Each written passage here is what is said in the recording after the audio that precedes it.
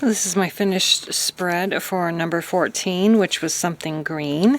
I cut out some more trees from the Bass Pro Wish book, and as you saw, I cut out some green snowflakes. You know, you don't see green snowflakes very often, so I was happy. I had this in my stash. This is tissue paper that I just glued down.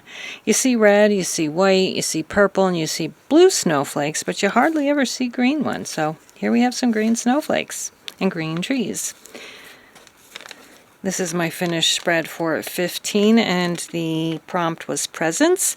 So this is Santa unpacking the toys or the presents that he's bringing the kids, and then I just made some presents out of, you know, craft paper or scrapbook paper.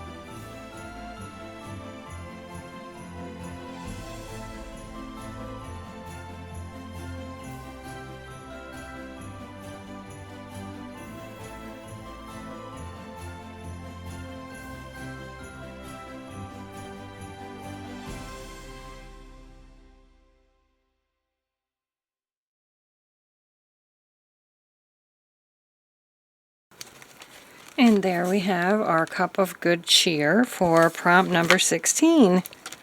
Let's see, am I right? Yes.